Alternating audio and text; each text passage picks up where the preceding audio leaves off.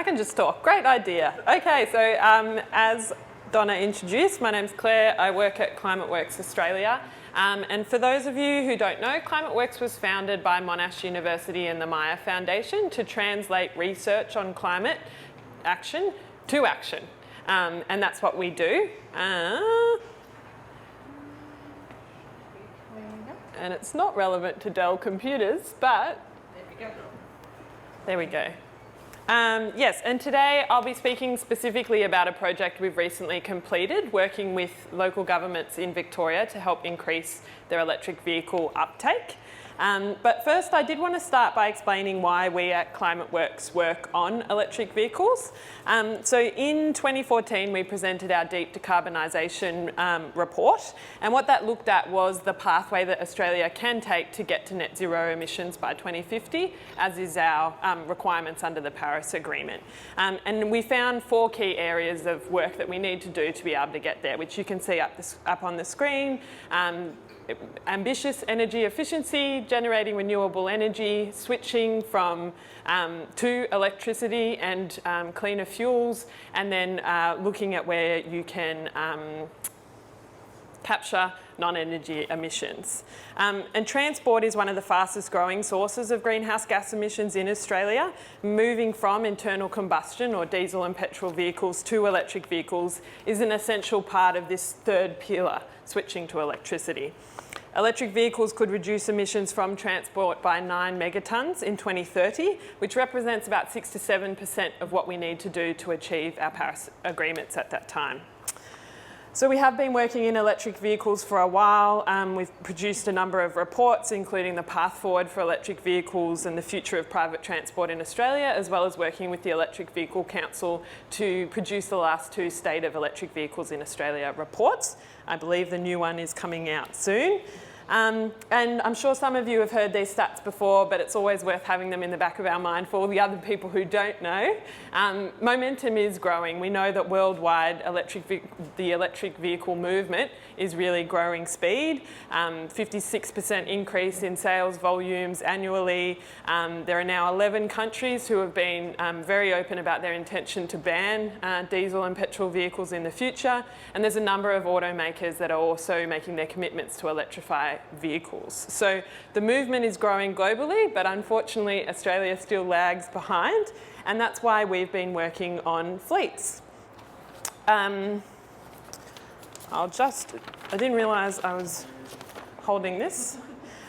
So fleets represent a significant opportunity to generate momentum for electric vehicle uptake in Australia, and they also present an opportunity to the organisation transitioning with significant emissions reduction potential and corporate social responsibility benefits as well.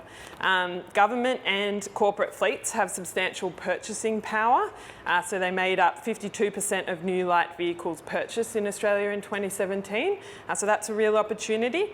But they also play an important role in normalising electric vehicle technology. Obviously, having more electric vehicles on the roads provides an opportunity for the community more broadly to learn about that technology. Fleets can also help expedite the transition to electric vehicles, as they're generally replaced over a shorter time frame than private vehicles, and therefore can help to supply the second-hand market. And increasingly, financial concerns don't need to present a substantial barrier to uptake. Electric vehicles are cheaper to run than petrol and diesel vehicles, and as such, the business case for fleets, where the total cost of having the vehicle is more commonly looked at than with private vehicles, is moving a lot quicker. As I'll highlight over the next 10 minutes, is our findings from this recent project is that the electric vehicle market is rapidly providing a greater variety of fleet-suitable vehicles at a similar or lower total cost of ownership to traditional petrol vehicles. So this project specifically, we've worked for the last 9 months with our partners, the Electric Vehicle Council and the Municipal Association of Victoria, working with local governments, I see a few of you here today, in Victoria to help enable greater uptake of electric vehicles. And what I'll do is talk through our approach, the findings and the opportunities that we see. So we worked with local governments because, again, the numbers aren't small. They purchased in 2017 across Australia over 9,000 light vehicles. But also local government fleets aren't currently performing particularly well in terms of emissions.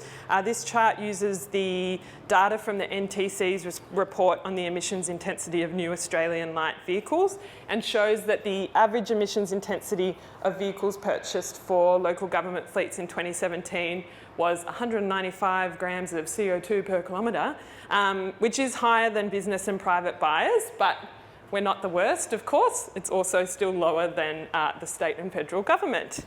But EVs could really help to bring this number down for local councils, which is why we saw the opportunity, and by initially talking to local governments as well, we realised that they were already looking into this, and there was real momentum that we could help by providing a few more opportunities. So we started the project by surveying local councils in Victoria to find out where they were currently at on their journey, what were their drivers and what were their barriers. And we found some pretty obvious drivers. Of the councils we spoke to, 70% had already started investigating electric vehicles, so I'm by no means saying that we got them started.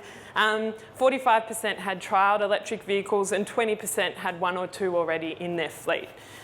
The key drivers for councils in either looking at it or already having electric vehicles in their fleet were the emissions reduction potential and the opportunity to showcase their sustainability leadership to the community.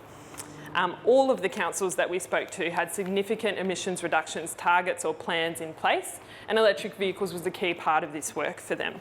But they were still coming up against barriers, and those were both the purchase price of electric vehicles and questions, concerns, uncertainties around how to provide appropriate charging infrastructure as well. And so during this project, we looked at how we could help address these barriers. And we saw three key opportunities to do that. One was looking at the comparison for the total cost of ownership between the petrol and diesel vehicles that were currently in council fleets and the electric vehicles that were on the market at the time or soon to come onto the market. We also saw an opportunity to showcase to manufacturers possible demand for fleet appropriate vehicles from councils across Australia in order to help bring more models to Australia. And we also looked to provide some information on charging infrastructure. So looking at the total cost of ownership, we collated data from 18 councils on their current fleets, and we found that councils obviously have really different requirements. A regional council as opposed to a city council have very different fleets and vehicle types and usage patterns. Therefore, we had to come up with some assumptions, and the calculator that we used had the assumptions that electric vehicles would stay in the fleet for 6 years, have an annual range of 20,000 kilometres per year, and that the energy costs of the council would be 15 cents per kilowatt hour. It's important to note we didn't include charging infrastructure, as the approach to this obviously changes as the number of electric vehicles in your fleet does increase, and also councils are, we see that councils are having very different approaches to charging infrastructure. So it wasn't something that we included in our calculator, but we did provide, and we're happy to provide, this calculator to councils, and they can play around with those assumptions to make them fit the fleets that they're looking at. And what we found here, you can see both the council data, the range of total cost of ownership per kilometre of the petrol and diesel vehicles currently in council fleets, and then the electric vehicles that are currently on the market or soon to come on the market. So as you can see,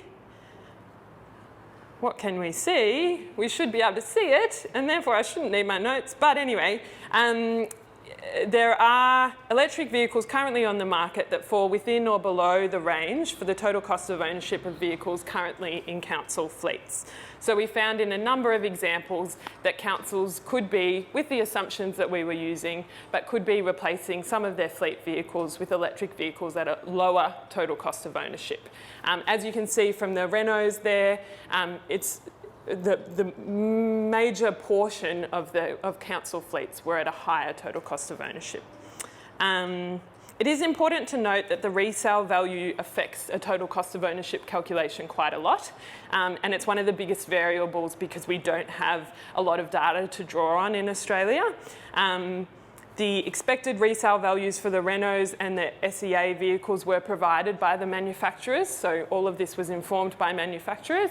However, for the Hyundais, we came up with a calculation ourselves because they were unable to provide a resale value, and the Mitsubishi is a leasing, so it doesn't need a resale value. But so that's an interesting way to think about it, and again, through the calculator, people can play around and change those assumptions.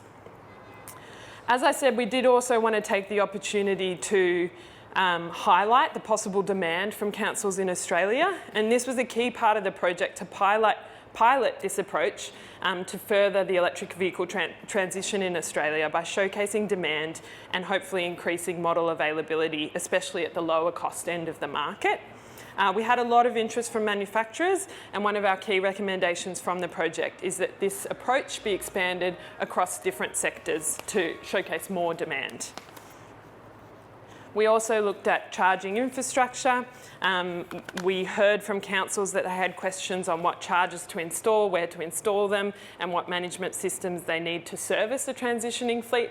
And I believe we'll get a few examples possibly a bit later this afternoon. But what we really looked at was how you could help councils to future-proof their investments, so possibly install more electrical capacity in your initial install than you need at the time, so that later you can put in more chargers without having to re-dig, retrench, etc. And we really wanted to showcase that you've really got to understand the usage pattern of your vehicles to be able to provide a charging infrastructure plan. We did also, because we're Climate Works, obviously, look at the opportunity for emissions reductions and using an assumption that an electric vehicle charged from on-site renewables or green power is assumed to produce zero emissions over its lifetime. We calculated that the savings per vehicle replaced for the time that it is with the council within a hatchback or sedan category would be 21 tonnes of carbon and 26 for a ute or van or minibus, which is based on the fuel efficiency of those categories of vehicles. Given that local governments are purchasing over 9,000 cars a year, that is a significant emissions reduction opportunity.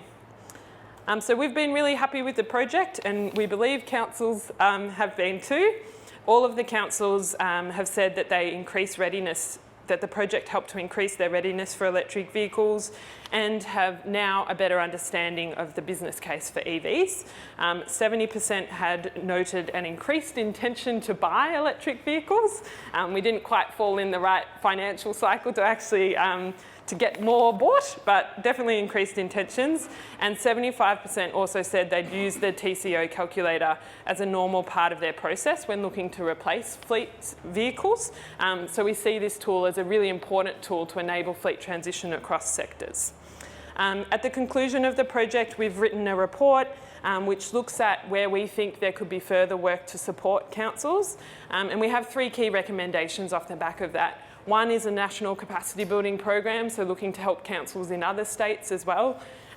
Events to create momentum at the executive level to support a lot of the work that's being done on the ground by fleet and sustainability teams, and actions to reduce the capital cost barrier. So like I said, something like our pilot to expand the demand that we can showcase to car manufacturers and hopefully bring more vehicles to the Australian market.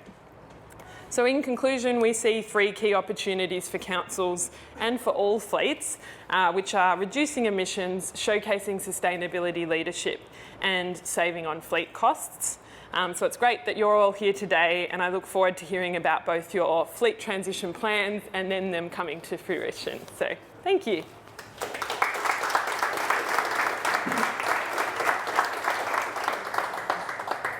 Thank you, Claire.